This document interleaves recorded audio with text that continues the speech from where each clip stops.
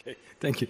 I'm Luka. I'm the co-founder of a company called Orgnostic. And when I'm doing the sales pitches, I used to say, or I like to say that I'm a recovering CHRO.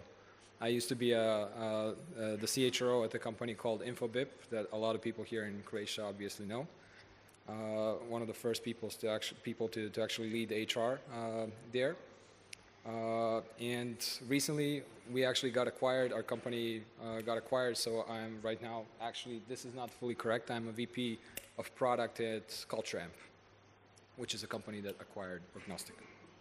Congratulations on that. Thank you. So since Luka on this panel is the only one with actually the HR background, let's start, Daniel, with you, and let's talk a bit about, you don't have HR background, but how did you come with the idea to go into HR software direction? I'm very proud about that. So as you said, I'm not an HR person, but when I was leading the Gordian, we were very people-oriented, and we learned like how to do HR. So I don't know how, but the Gordian was 6 times best employer in whole Croatia, which was amazing, very big number. So I think that we learned something about HR. And what was the question? Without the HR background, how did Luppa come to be? So how did you decide to go into HR direction? So yeah, we were best employer, and we were always searching for best possible technology to have like best HR. And one thing which I was thinking a lot is that I want to have like the best possible analytics of people satisfaction, like Google Analytics, but for employees. And I was thinking, like we are in global world, there are so many tools for that, like there is something for us. And we were doing research, and to be honest, like we didn't find anything like what we were searching for. There are great solutions, but they were very expensive and not what we were searching for. And then like, why would I pay so much? And it's not for us. And then we had an idea like, okay, let's do something on our own. It's like just one form we'll send to employees, they will put some grades, and then we'll put some business intelligence and create something. And our clients heard about that, and they reached us out like, guys, we heard you have something, like it's very interesting, like can we use that for our company? And then we said like, no, this is not a product, this is something for ourselves, like no. And they started, to ask questions more and more about that. And we said, okay, like we don't have any plans, but like let's do a hackathon or something, and let's try really to create some MVP, something super trash product, but maybe somebody will use that. And we did that, and in 24 hours we didn't finish the product, but one PR went out that we did, and after that PR, 50 companies reached us out like, we want to see this product. 50, from smaller companies, big enterprises, like biggest tech companies. And then we stopped really and saw, we have so big need. Obviously there is something and everybody wants that, but we don't have team, we don't have product, we don't have budget, we don't have anything. So this was the start. So we really realized that we have a good idea. And that's why I like to say that this is like unplanned baby, so it was not planned. Yeah, so this is in short. It came from building something actually for yourself, for a company. Yeah. And Luka, having the HR background, you are CHRO in Infobip. Orgnostic was the first next step, right? Yeah. How did that idea come? How did you decide to move away from the corporate world and start your own business? Well, maybe just to give you context then what Orgnostic actually is and what it does. Orgnostic is a platform for people analytics. Now, it sounds very cryptic, but people analytics essentially is the connection, or what we call on the market people analytics is the connection of different data sources that HRs might be using, right? Think about it. There's a core system for administration, contracts, hierarchies, whatever it is that you're using for keeping your employee records, systems of record. Then you would have an applicant tracking system where you're tracking all the candidates for jobs. Then you would have an employee engagement system for surveys. Then you would have a performance management system where you have obviously performance management data. So what we do at Orgnostic is we create this back-end system, essentially like a meta model, how we tend to call it, which is connecting and normalizing data from all these different sources to be able to produce certain outputs for HR.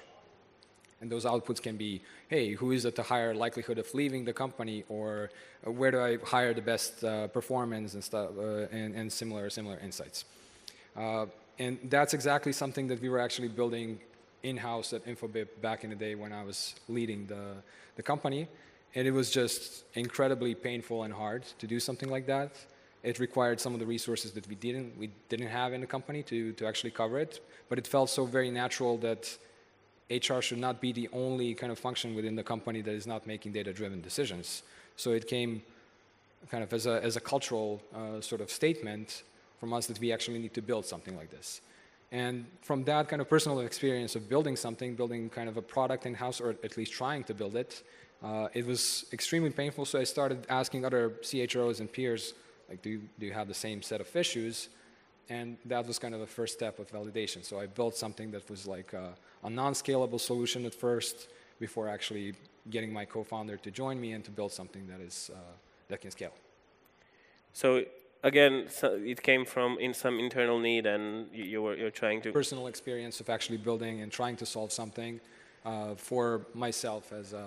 Sounds like a good way to success for both for both of you. But if we switch a bit more further, you said, Ivan, that you're more close to the zero. So you're all in the different stages. Do you have sales and marketing, or is this still a founder's job, only a founder's job? For us, it's pretty much a founder's. Just that's my day job, right? So I think right now we're very early. We launched back in September, and again, early stages. But we also launched based on some of our experiences as an agency building products for others. We decided to launch when we had just 2 features, right? But then we immediately got several customers. We started iterating, talking to them, etc. So now, almost 9 months later, we're around a dozen companies. And most of those companies is coming directly from my outreach, etc. We've been doing marketing a little bit. We don't have self sign up right now. So we're mostly, just onboarding customers directly, demoing and then onboarding to the platform. At our price point, that doesn't make sense at all, zero financial sense. But that's the best way for us to actually get feedback immediately and continuing. It actually builds kind of a relationship between us and each of those customers. So we're basically talking to them some call me on WhatsApp, but with most of them we talk once a month and basically use that feedback to drive the product forward. And Daniel, just to maybe expand on this question, again, is this more of a founder's job, or do you have sales and marketing plus? What acquisition methods do you use? Is it only outreach, or have you started with some inbound marketing or similar? Well, I think it depends, about the stage of the startup. So when we started, as said, we got this PR, we got a lot of leads. But to be honest, in that stage, I was, for example, very cautious, because one thing is to have interest, and the other thing is really to have clients paying for the product. So at that moment, we still didn't have a decision to really start building Luppa. And our goal then was, to have like one big client to acquire, one small client, and one tech company. So if we succeed, then we are starting really to do something with the product. So at this beginning, I was really involved because we didn't have team for a start. And the second one, as I really wanted to learn, not just to get the client, but really to see what are their pain points and so on. And then when you start growing, still I'm involved, but I'm involved in bigger deals. And to be honest, all the biggest deals are coming through me. And I think it's okay, it's smart. But I think and I feel that we have to build a system because, I'm not scalable, like you're not scalable. So this is not long-term tactic. So we are now trying to grow like a sales team, marketing team, so they can really scale and tackle all those leads. But to be honest, we are obviously a little bit in front than you, but not much. But our focus is mostly in like tests and experiments. So acquisition, we are trying not so inbound a little bit, but more outreach, performance, partnerships, events, building brands, and then we're trying everything and really then measure and see what is, making sense. But I think that we are too young with low budgets that it's too early to say what is really making the biggest sense for now. But I think that the biggest goal is how to create a system, how to create a scalable system to be able to scale. And Luka, your company now acquired by CultureAmp. You did have the repeatable sales process, and we're going to hear about it from Faris, I think, tomorrow. But when it comes to you and Orgnostic, let's talk about a bit more on Orgnostic topic. How did it go? Were you outbound focused? You do have some big clients. I think I saw Netflix on the list as one of your clients. So how did those deals happen? How much did it went through you and similar? Well, one of the things that I learned actually a lot from Marius' playbook. When I was starting, I was inspired by the work that they were doing at Talent Lift at the time.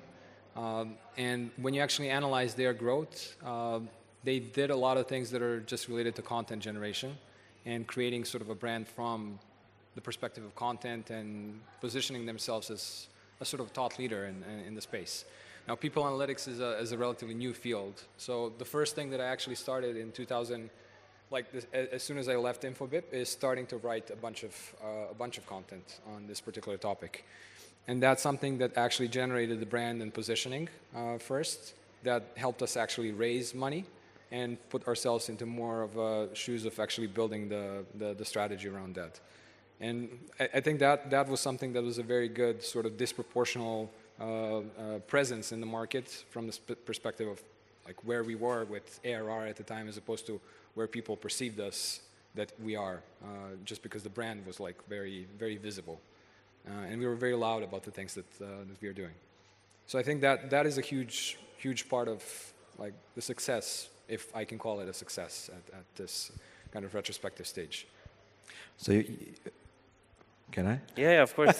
So you mentioned that, I think organic SEO and stuff like that, content generation did wonders for you, but is that something that drove, when you're saying in the context of ARR, is that something that drove the needle much further than anything else? Because I think Talent Lift, I think they still, generate a lot of traffic and revenue based on that content marketing and SEO stuff, etc. It did evolve. So like the second play that actually came after that sort of play was obviously bringing sales and trying to get some outbound motion.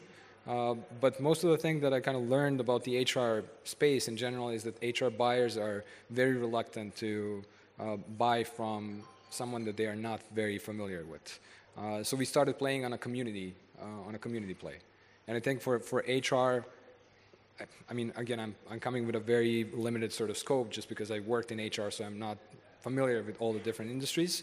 But within the HR sector, community is playing extremely powerful place where you can actually position yourself and create a product that is visible for other people. And that's Slack, that's newsletters, that's just constantly keeping people engaged. And we did this, I think, a very nice stunt with bringing an evangelist who was actually coming from a people analytics space, and then we created something that we called like a people analytics brain trust, which was people from the companies that were companies that we aspired to sell to, Stripe, Cruise, Uber, and similar, and they were excited about this idea, so they started contributing content. So it looked like, we're doing all these super cool different things with all these super cool companies, and that really created some of the motion for us to be able to actually speak to the likes of NASDAQ and the similar companies that we managed to close at the end. Yeah, coming from a marketer, when I talk to founders, even today, there's a lot of reluctancy on content, on awareness of how much content you really need to build, especially in B2B. So it's for me as a marketer a good thing to hear that you see that part actually as a good method to grow, especially in the B2B space, especially in the online space where you need to become present and you need to look like you know what you're doing. If you still don't know what you're doing, you need to look like you know what you're doing.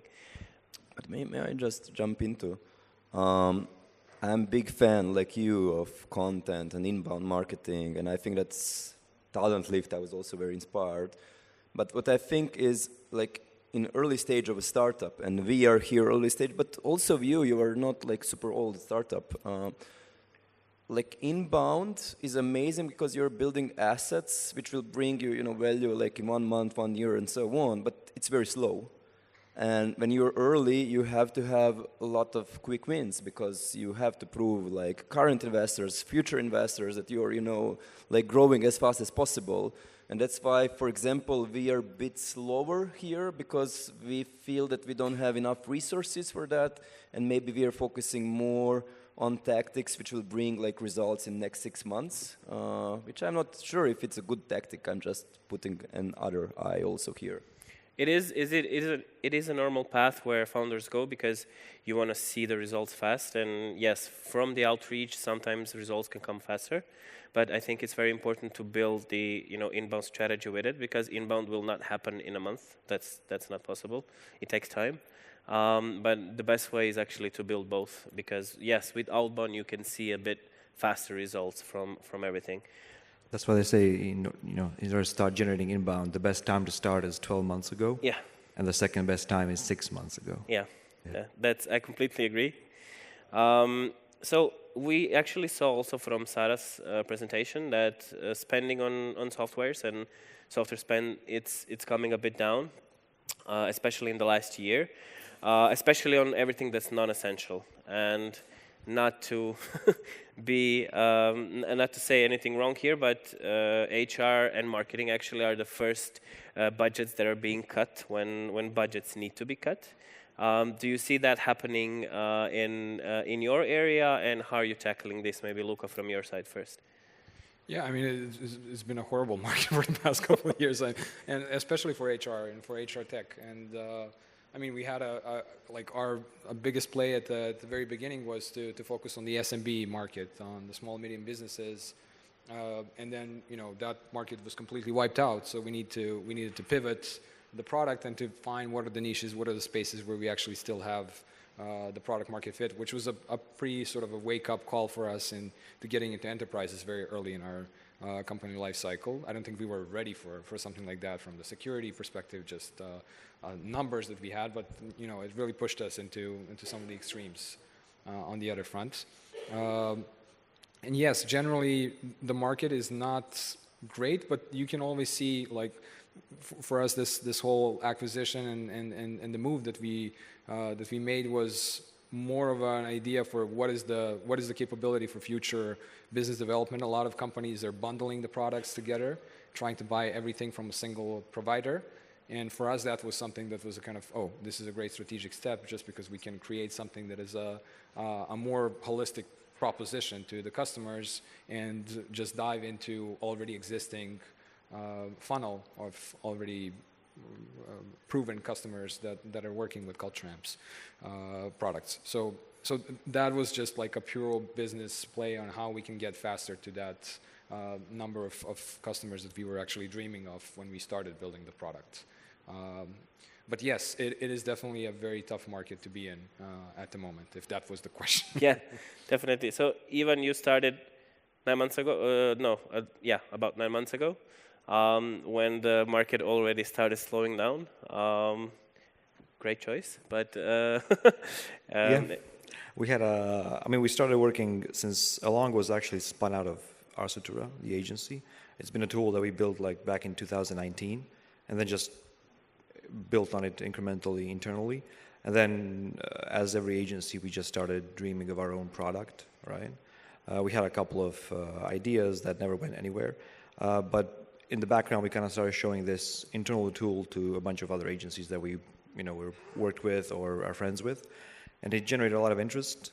But it was hacked internally. Just it worked for us and nobody else. So that's why we've actually built it from scratch then, and then launched back in September. And then we've had over the past 9 months, I think, almost 200 demos to like different companies, and a lot of them ask us, "It's good, but why are you building a product for hiring when nobody's hiring right now?" And I always tell them that if I knew this was going to be the situation, we probably wouldn't start. But yeah, it's pretty, as Luka said, it's been pretty horrible for the past 9 months in the selling to the HR.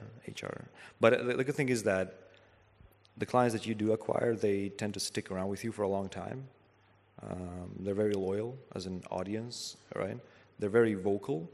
They really love seeing you build on top of the things that they like to see built, etc. So yeah, I think it's picking up. I'm going to come back to this building part, but just to hear maybe Daniel first.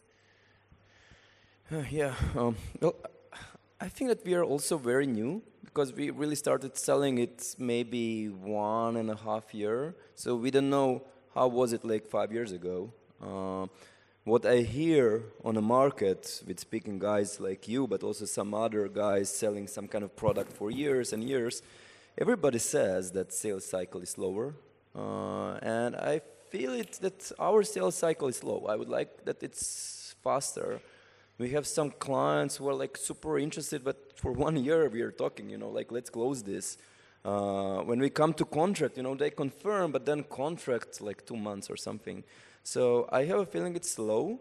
What we are trying to have is like as much leads as possible, especially in lower funnel. So yeah, like it's lower, but we have so many leads, so we are compensating. And we're successful, so we are growing very fast, I think. So we are succeeding, so I hope that this is a crisis. So like in 1 year, it will be much better, so we will be more successful. And also I can give you a little bit different angle because I'm also, coming from the Gordon, which is marketing agency, and you said marketing and HR are now slower, first to cut. I have a feeling, well, also marketing and HR, I have a feeling we are not like in huge crisis like it was 2009 or something. This is more like correction. So yeah, everybody's a bit slower, but I think it's not a big problem. Something is happening, but not huge. And I think it's much more because everybody's focused on efficiency, not so on growth, like more on efficiency and preparing for like the next growth phase. So I think this will stick maybe for this year, and then I think already it's starting to go up, but maybe next year it will be much faster. Fingers crossed, yeah. Yeah, and I mean, we're targeting SMBs, so our sales cycle isn't that, we've had clients from demo to, actually purchasing the product in like a week or 2 weeks, right? But to us, there's been a lot of firings lately, right? There's a lot of like corrections in the industry. And the issue is that HR teams don't really have a lot of buy-in at the moment in order to implement new tools or especially replace existing tools. So I think that's also a big issue. Yeah, one of the first places to cut. Let's come back to the building part. So maybe the questions for both of you can start, Ivan. How did you, decide what to build, and how did you avoid the trap of building an HR software based on only your HR processes? And we know that HR processes can, vary from company to company. And how did you avoid that trap to build, something that is basically made for Ars Futura and not scalable? As I mentioned, so along, or at least the thing that was before along internally, it already has all of these pillars. So we already have a tool internally for hiring, for employee handbook, engagement, etc. But we realized that A, wasn't very, it was good but hacky. And then B, all companies are the same, but they're all not the same, right? So processes differ from team to team, from company to company. And that's why we basically wanted to launch very early, because we had a really good idea of exactly how the entire process should look like and what we're building. But we knew that, as you mentioned, Igor, we didn't know if that was going to work exactly the same for all of our customers. So that's why we launched very early. We do a lot of, on these demos, we show off the product, but we also show, hey, here's a couple of ideas that we're building next. So we already have our design and roadmap done for the next 4 to 6 months. Just rough ideas, nothing set in stone. But we basically show that to existing customers, but we also show that to new customers. Right? So that's one piece of like, hey, is this what we're building? It's not just our idea of how that tool should look like, it's also their idea of how the tool should look like. And B is that, I forgot about what B was. Sorry about that. Yeah, I mean, the good thing is that we're kind of like focusing on the entire life cycle, so we can actually focus on we're focusing on one aspect, right? But as we're building it, we can see how that ties into all the other pillars, right? Luka, from your side, how did you not come into the trap of building something that could be useful only in InfoBip, let's say? The specifics about the People Analytics product is that it's not necessarily process-driven as much as it's technology-driven, and requires you to be sort of agnostic to the tools that the company is using. Let's say you're using a Workday for your core HR system, and someone else is using Bamboo HR or Personio in Germany or something like that, right? So for us, it was mostly about just understanding what are the data structures behind all of these different tools. Because the process itself is not necessarily being moved by the processes within the company, but what are the data structures that we are pulling the data from. So I think there was a different trap for us, and that's how do you basically scale this so that this becomes more of a play for an actual SaaS, that it's not like a fully enterprise custom implementation for every single customer. Because that's something that it's extremely easy to get tied into that, because once you start going into enterprises, all these different enterprises might have their spreadsheets or something like that where they're hosting some data. Then how are you going to ingest that, and how are you going to turn it into something that can scale? So for us, it was mostly about how do you get to that level of balance between being too much of a consultancy play as opposed to being a true SaaS player that can scale. And I think we are constantly kind of waging between those two sides. We are kind of trying to build a product at the same time that is automating the certain flow, but then on the other, trying to still provide some premium service to the customers as well. So, and I think it's an ongoing thing. I don't think that we cracked it, that we're not there yet, but it is a continuous sort of struggle for the product team anyways. Daniel, as the company grows, as Luppa grows, you said a year and a half about you're on the market. What do you say, if we come back a bit into internal things, what do you say would be the biggest pain points that you have, or the biggest struggles with growing the company? Is it only finding the talent on the local market, or do you see any other things that play here? I think at the beginning, the biggest problem is that you have so many ideas, but you have so small amount of resources. And I see that as if you go to beautiful chocolate store with hundreds of chocolates, but you have only cash for free chocolates. So you have to really choose the best chocolates.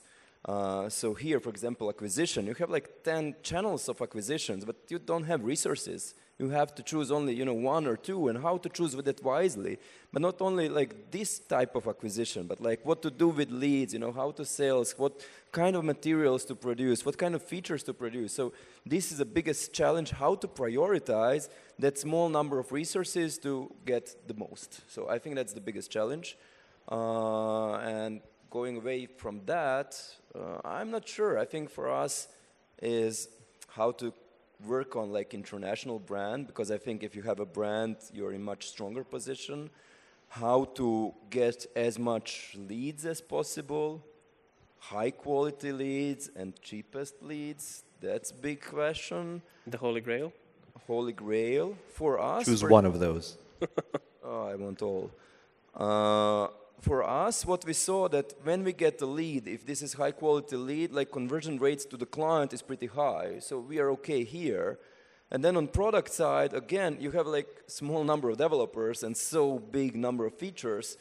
And then, how to deliver as much as possible, as soon as possible, and to keep system stable. So yeah, this is and not to always overpromise and underdeliver. Yeah. And then, of course, also how to grow team.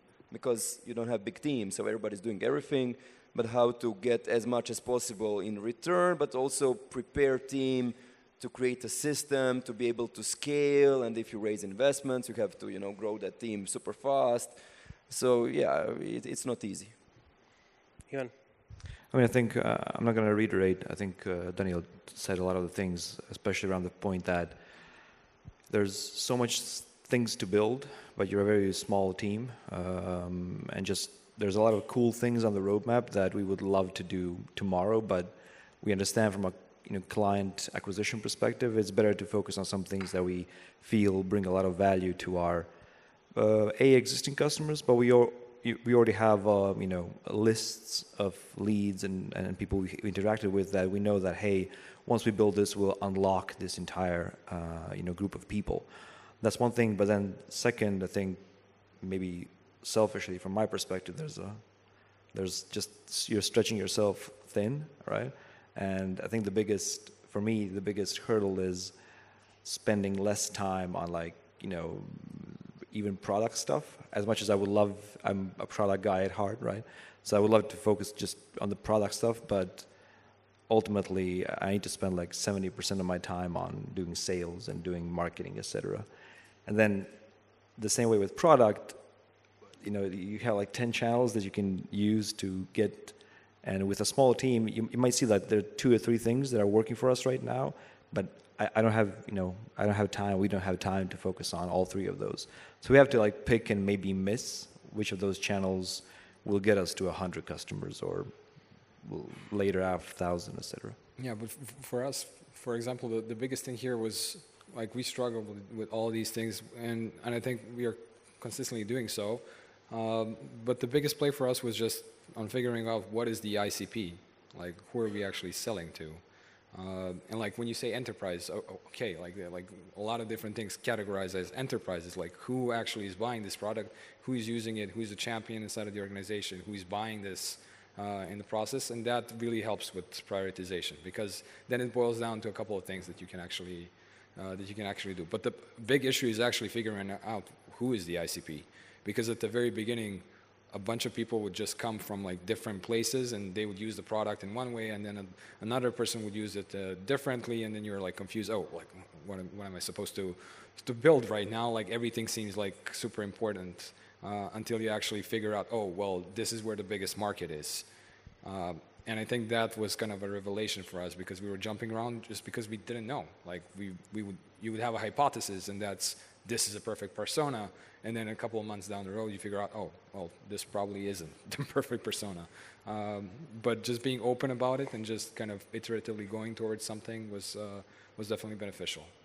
So how did you, what would you say your ICP is? Maybe right now, or how did you nail down that ICP? Yeah, we got very specific. So we are basically categorizing companies based on the employee size and the complexity of their tech stack and technology, just because we want to make it as scalable as possible.